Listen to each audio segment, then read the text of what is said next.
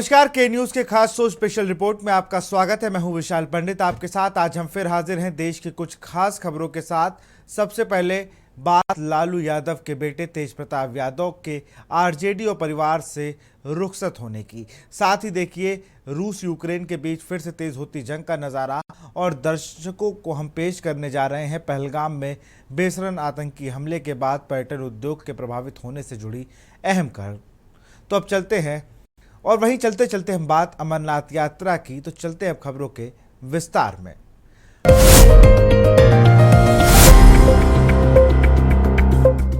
Social media पर एक post ने एक ऐसा तूफान खड़ा किया कि तेज प्रताप यादव का राजनीतिक कैरियर की अधर में लटक गया है। तेज प्रताप ने सफाई दी थी कि उनका फेसबुक अकाउंट हैक हो गया, लेकिन आरजेडी सुप्रीमो ने उनकी नहीं सुनी और उन्हें पार्टी से निकाल दिया। इस रिपोर्ट को देखिए।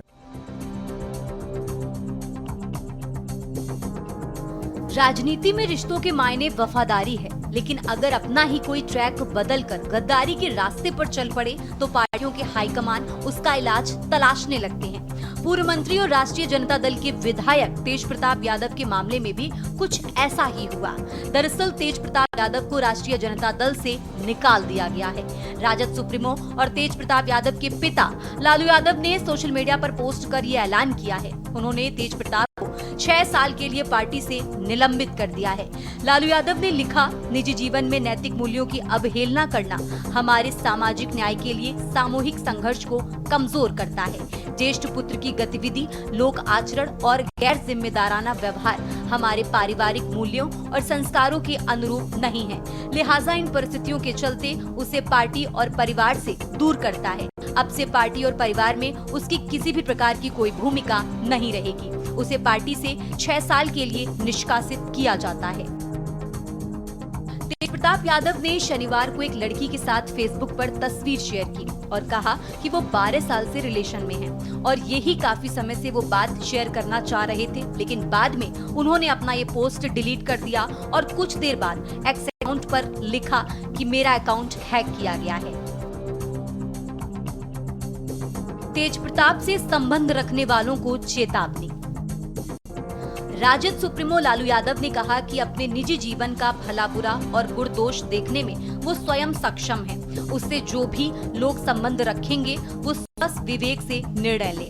लोक जीवन में लोकलाज का सदैव हिमायती रहा हूँ। परिवार के आज्ञाकारी सदस्यों ने सार्वजनिक जीवन में इसी विचार को अंगीकार कर अनुसरण किया है।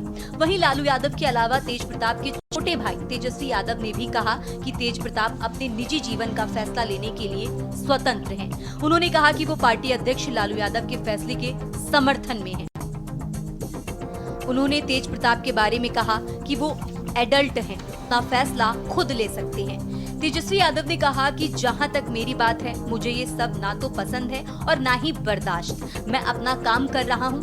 जहां तक बड़े भाई की बात है, निजी जिंदगी अलग है, वो बड़े हैं और अपना फैसला लेने का उन्हें पूरा हक है। लालू जी ने ट्वीट कर अपनी भावनाएं स्पष्ट कर दी हैं। मुझे ये बातें पसंद नहीं। वो अपनी निजी जिंदगी में क्या कर रहे हैं ये नहीं पूछते, मुझे मीडिया से ही पता चला। जहाँ तक मेरी बात है, हम ये सब चीजें ना तो अच्छा लगता है ना बर्दाश्त हम करते हैं। दूसरी बात, हम अपना काम कर रहे हैं, बिहार के प्रति हम समर्पित हैं और हम जनता के दुख सुख में हम भाग ले रहे हैं, जनता के मुद्दे को उठा रहे हैं। हम नेता विरोधी दल हैं। जहाँ तक मेरे बड़े भाई की बात है, राजनीतिक जीवन में निजी जीवन भी अलग होता है। तो निजी जीवन के फैसले और निर्णय, क्योंकि वो अडल्ट हैं, बड़े हैं, उनको अधिकार है। वो अपना निर्णय, क्या उनका सही होगा क्या नुकसान होगा, ये अपना निर्णय वो खुद लें। और राष्ट्रीय अध्यक्ष जी दल के नेता हैं, उन्होंने अपने ट्वीट के माध्यम से स्पष्ट कर दिया है। जो उनकी भावनाएं थी उन्होंने स्पष्ट कर दिया है। तो अब जो है राष्ट्रीय अध्यक्ष जी ने कहा है और हमने अपनी भावनाओं को भी आप लोगों के सामने रखा है। वो निर्णय ले, क्या उनके लिए सही है क्या गलत है, लेकिन हम ऐसी चीज़ों को पसंद नहीं करते हैं और ना बर्दाश्त हम कर सकते हैं। ये बात जो है लोगों को समझाना चाहिए। अब वो क्या अपने निजी जीवन में कर रहे हैं नहीं कर रहे हैं, ये किसी से पूछ के तो नहीं करता है लोग। ऐसा नहीं है कि तेज प्रताप यादव पहली बार चर्चा में आए, वो पहले भी चर्चा में रहे हैं। उन्हें कभी आध्यात्म की धुन चढ़ी तो कभी वो परिवार से अलग सुर छेड़ते नजर आए हैं। स्पेशल डेस्क के न्यूज इंडिया।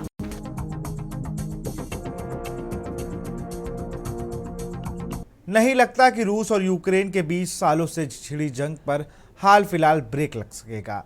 दुनिया के ताकतवर देशों की पहल भी काम नहीं आ रही है। असल में रूस ने फिर यूक्रेन की राजधानी कीव पर अब तक का सबसे बड़ा हमला किया है। इस रिपोर्ट को देखिए। यूक्रेन की राजधानी कीव पर सबसे बड़ा हमला।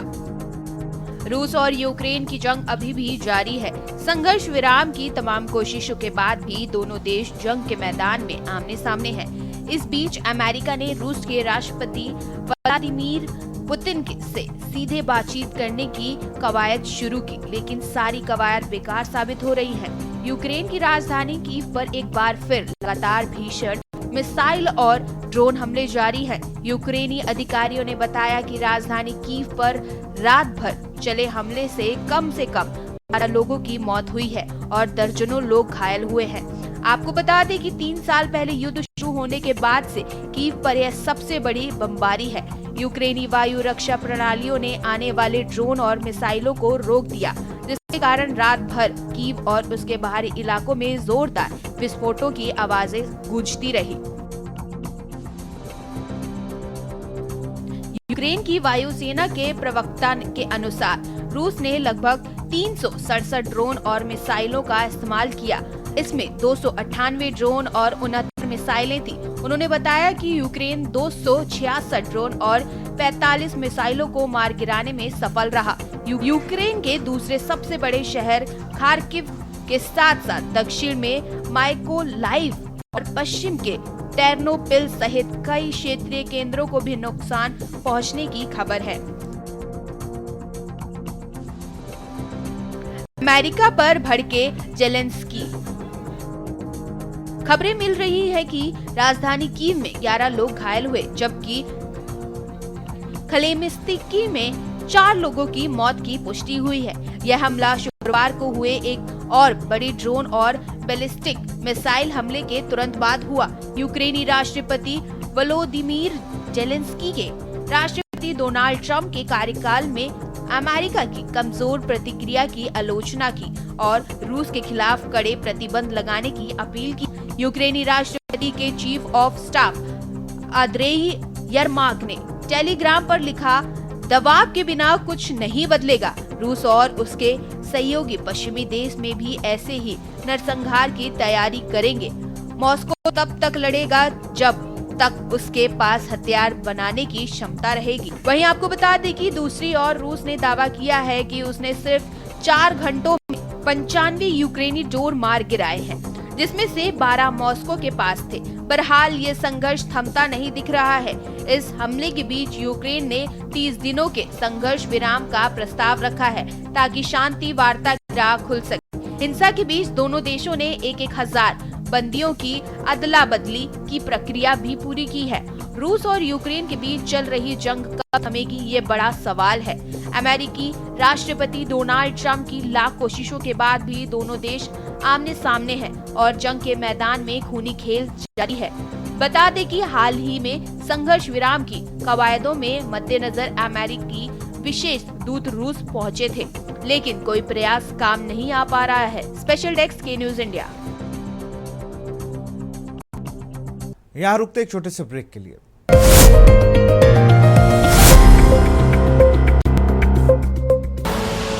आप देख रहे हैं के न्यूज, खबरों का सारथी।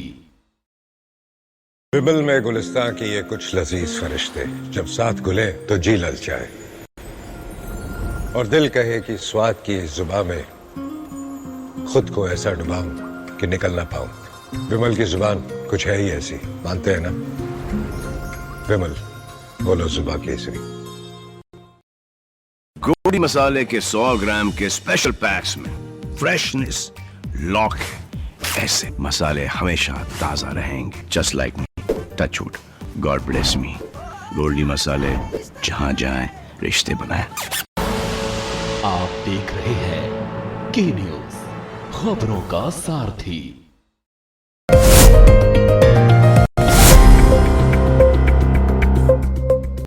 ब्रेक के बाद आपका स्वागत है।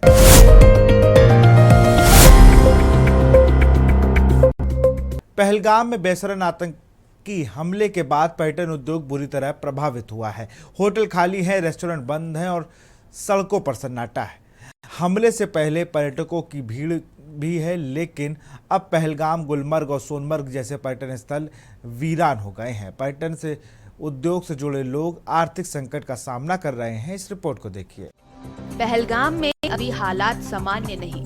वीरान पड़ी बेसरन घाटी, बाजारों से रौनक गायब। सूनी नजर आ रही है पहलगाम में वादियां। आतंकी हमले के 1 महीने बाद भी बाजारों में नहीं दिख रहे लोग। पर्यटकों के न आने से स्थानीय लोगों को व्यापार ठप। गुमसुम दिखाई पड़ती है हरियाली वादियां। आतंकी हमले के बाद से चरमरा गया है घाटी का पर्यटन कारोबार। पहलगाम हमले के असर से उभरने की कोशिश। पहलगाम हमले के 1 माह बाद बेसरन घाटी धीरे धीरे सामान्य हालात की ओर लौट रहा है, लेकिन बाजार, मंदिर और पर्यटन स्थलों पर अब भी भीड़ कम है।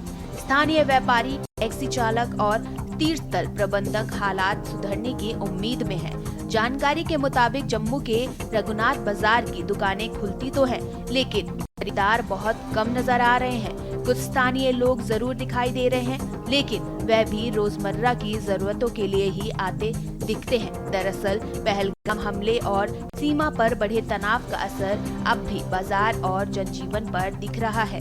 रघुनाथ बाजार, जियोल चौक और पक्का डांगा जैसे इलाके जो आमतौर पर भीड़ से गुलजार रहते थे, अब शांत है। दुकानदार दुकानें खोल तो रहे हैं, लेकिन ग्राहकों के इंतजार में दिन बिता रहे हैं। पक्का डांगा में दुकान चलाने वाले कहते हैं, अब बाजार में सिर्फ स्थानीय लोग ही आ रहे हैं।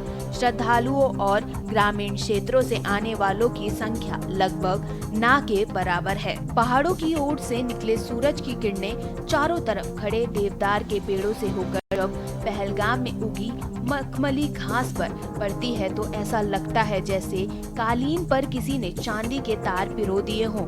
वादी के बीचों बीच बहने वाले लिदर दरिया की जंगल तरंग के साथ ही कोयल और बुलबुल की कानों में रस घोलने वाली मधुर आवाजों ने समा बांधा हुआ है।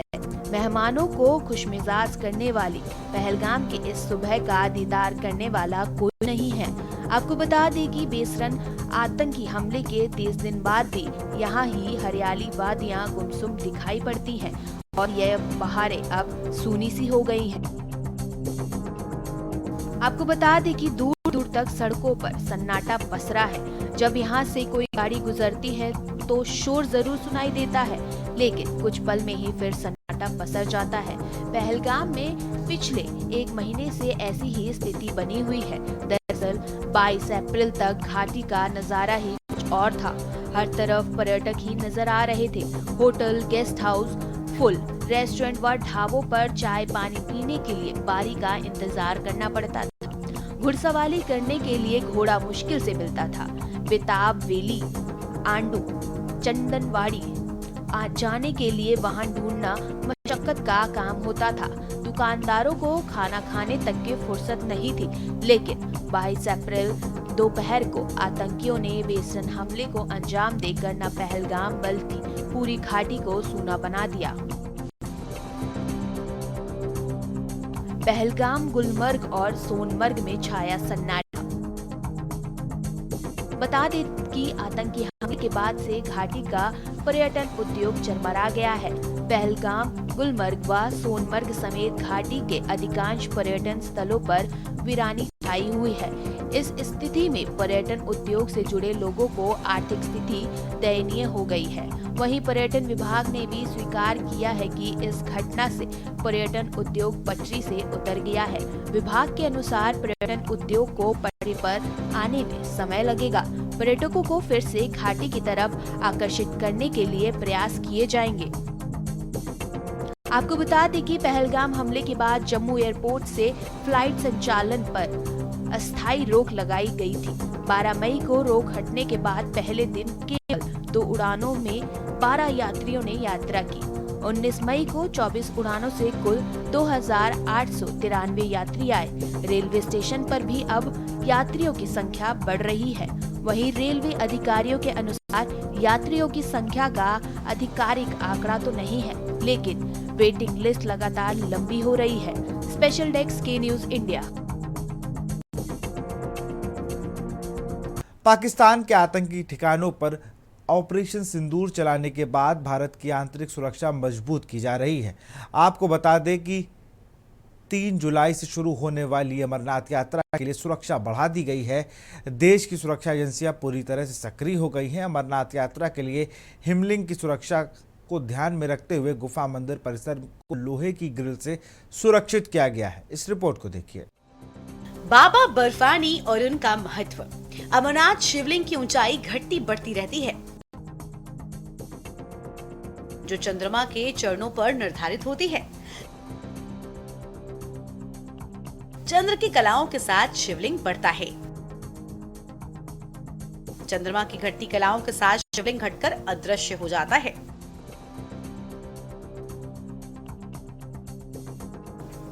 अमरनाथ में हिमलिंग दर्शन के साथ ही माता सती के शक्तिपीठ के भी दर्शन होते हैं।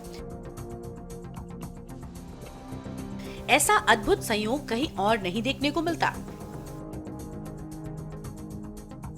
गुफा में बाबा बर्फानी के बिल्कुल पास ही देवी पार्वती और भगवान गणेश की भी संरचना बनती है। गुफा में भगवान शिव ने माता पार्वती को अमृतत्व का रहस्य बताया था। 3 जुलाई से शुरू होकर 9 अगस्त तक चलेगी अमरनाथ यात्रा।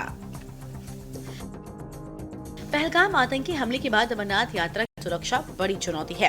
हालांकि सुरक्षा व्यवस्था कड़ी कर दी गई है। प्रशासन यात्रा के प्रति पूरी तरह से अलर्ट है और सुरक्षा चुनौतियों को ध्यान में रखते हुए पुख्ता इंतजाम किए जा रहे हैं। बता दें कि अमरनाथ यात्रा का आधार शिविर पहलगाम है, इसलिए इस क्षेत्र पर विशेष ध्यान दिया जा रहा है। इस सिलसिले में श्राइन बोर्ड के प्रवक्ता बताते हैं कि विशेषज्ञ टीम हिमलिंग की निगरानी और उसके संरक्षण की जिम्मेदारी उठाएगी।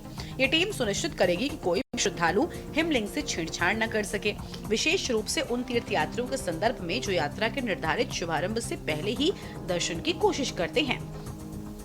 वहीं अमरनाथ गुफा में हिमलिंग की पहली तस्वीर सामने आ गई है, जिसे देखकर श्रद्धालुओं में उत्साह बढ़ गया है। बताया जा रहा है कि इस साल हिमलिंग ने चौड़ाई में अपेक्षाकृत अधिक विस्तार लिया है। इसकी ऊंचाई 8 से 10 फीट के बीच आकी गई है। बता दें कि अमरनाथ गुफा में मौजूद हिमलिंग को देखने के लिए देश भर से लोग यहां पर आते हैं। इस बार भी यात्रा को लेकर यात्री काफी इंतजार में है। अमरनाथ की यात्रा इस सावन पूर्णिमा से शुरू होकर रक्षाबंधन के दर्शन के साथ समाप्त हो गई।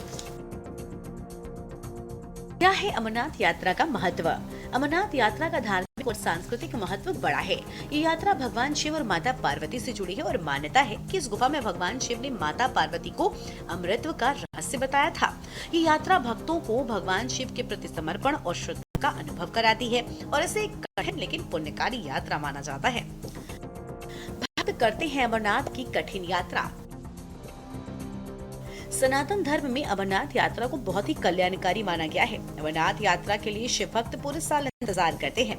ऐसे में अमरनाथ की यात्रा के लिए रजिस्ट्रेशन भी शुरू हो चुके हैं। अमरनाथ गुफा में प्राकृतिक रूप से बर्फ से शिवलिंग बनता है, जिसे बाबा बर्फानी और अमरेश्वर के नाम से जाना जाता है। लाखों शिव भक्त प्राकृतिक रूप से बने शिवलिंग के दर्शन करने के लिए अमरनाथ की कठिन यात्रा करते हैं। अमरनाथ की यात्रा के पुण्य लाभ। पौराणिक मान्यताओं के अनुसार वही गुफा है जहां पर भगवान शिव ने माता पार्वती को अमृतत्व का रहस्य बताया था। हिंदू पौराणिक ग्रंथों में ये माना गया है कि जो भक्त इस पवित्र गुफा में बने बर्फ के शिवलिंग के सच्चे मन से दर्शन करता है, उसके सभी पाप नष्ट हो जाते हैं, उसे मोक्ष की प्राप्ति होती है। इसके साथ ही ये भी कहा गया है कि इस पवित्र धाम में यात्रा से 23 तीर्थों के दर्शन करने के बराबर का पुण्य मिलता है। धार्मिक पुराणों में अमरनाथ के दर्शन करने का इतना महत्व बताया गया है कि काशी में लिंग दर्शन से 10 गुना, प्रयाग से 100 गुना, नैमिषारण्य तीर्थ से 1000 गुना अधिक पुण्य बाबा बर्फानी के दर्शन करने से मिलता है। इतना ही नहीं, अमरनाथ तीर्थ करने से व्यक्ति को सुख समृद्धि का आशीर्वाद भी प्राप्त होता है। यही कारण है कि भक्त पूरे सद्भाव के साथ इस कठिन यात्रा को पूरा करते हैं और बाबा बर्फानी के दर्शन का सौभाग्य प्राप्त करते हैं, जिससे भक्तों के सभी प्रकार के कष्ट दूर होते हैं। तो स्पेशल रिपोर्ट में फिलहाल इतना ही। देखते रहिए न्यूज़ इंडिया। नमस्कार।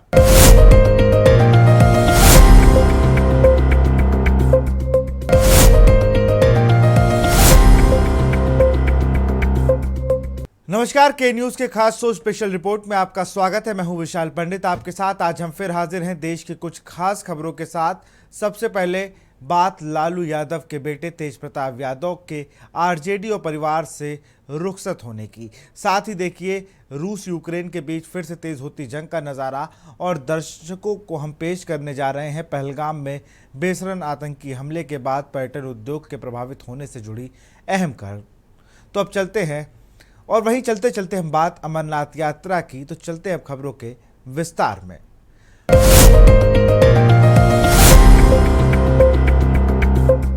सोशल मीडिया पर एक पोस्ट ने एक ऐसा तूफान खड़ा किया कि तेज प्रताप यादव का राजनीतिक कैरियर की अधर में लटक गया है।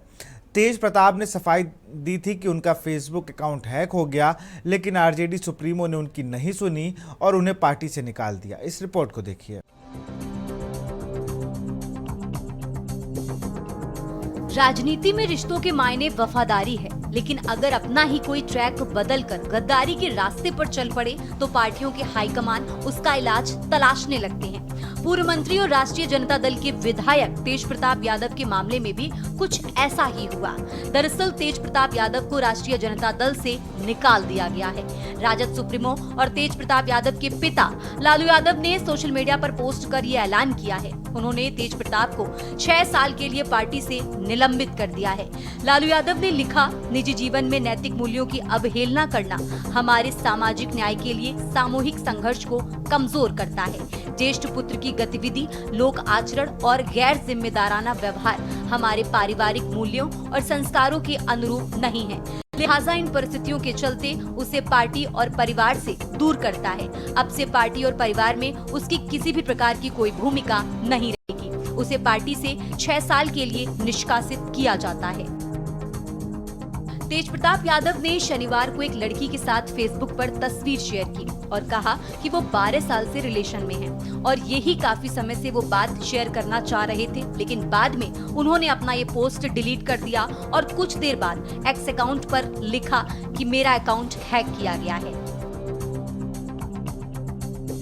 तेज प्रताप से संबंध रखने वालों को चेतावनी।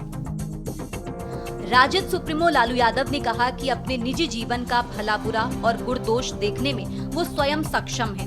उससे जो भी लोग संबंध रखेंगे वो स्व विवेक से निर्णय ले। लोक जीवन में लोकलाज का सदैव हिमायती रहा हूँ। परिवार के आज्ञाकारी सदस्यों ने सार्वजनिक जीवन में इसी विचार को अंगीकार कर अनुसरण किया है।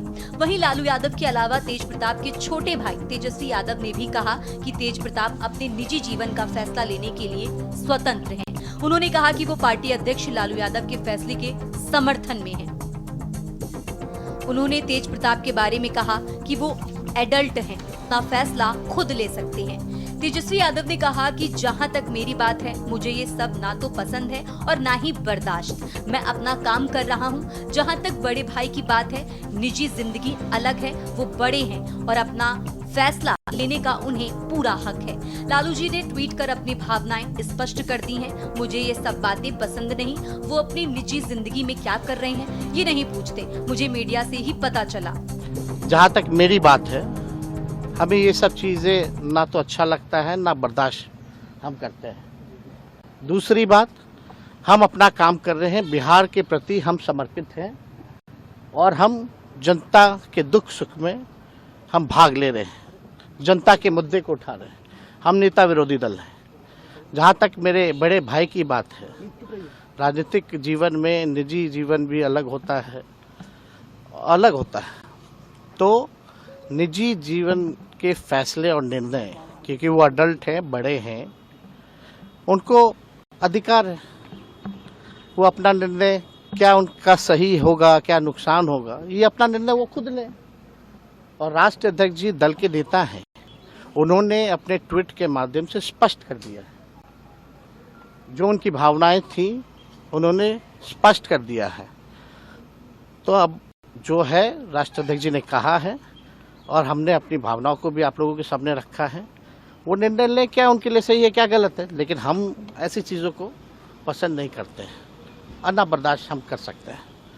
ये बात जो है लोगों को समझाना चाहिए। अब वो क्या अपने निजी जीवन में कर रहे हैं नहीं कर रहे हैं, ये किसी से पूछ के तो नहीं करता है लोग। है कि तेज प्रताप यादव पहली बार चर्चा में आए, वो पहले भी चर्चा में रहे हैं। उन्हें कभी आध्यात्म की धुन चढ़ी तो कभी वो परिवार से अलग सुर छेड़ते नजर आए हैं। स्पेशल डेस्क के न्यूज इंडिया।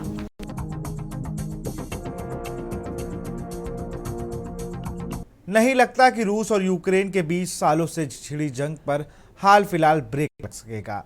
दुनिया के ताकतवर देशों की पहल भी काम नहीं आ रही है। असल में रूस ने फिर यूक्रेन की राजधानी कीव पर अब तक का सबसे बड़ा हमला किया है। इस रिपोर्ट को देखिए। यूक्रेन की राजधानी कीव पर सबसे बड़ा हमला।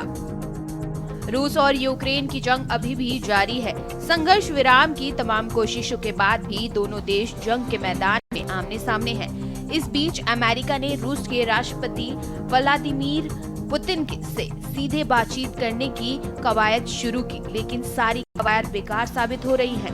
यूक्रेन की राजधानी कीव पर एक बार फिर लगातार भीषण मिसाइल और ड्रोन हमले जारी हैं। यूक्रेनी अधिकारियों ने बताया कि राजधानी कीव पर रात भर चले हमले से कम 12 लोगों की मौत हुई है और दर्जनों लोग घायल हुए हैं।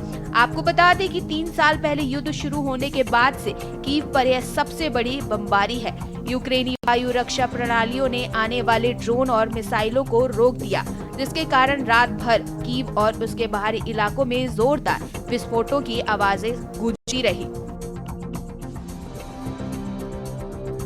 यूक्रेन की वायुसेना के प्रवक्ता के अनुसार रूस ने लगभग 367 ड्रोन और मिसाइलों का इस्तेमाल किया। इसमें 298 ड्रोन और 69 मिसाइलें थी। उन्होंने बताया कि यूक्रेन 266 ड्रोन और 45 मिसाइलों को मार गिराने में सफल रहा। यूक्रेन के दूसरे सबसे बड़े शहर खार्किव के साथ साथ दक्षिण में माइकोलाइव और पश्चिम के टेर्नोपिल सहित कई क्षेत्रीय केंद्रों को भी नुकसान पहुंचने की खबर है।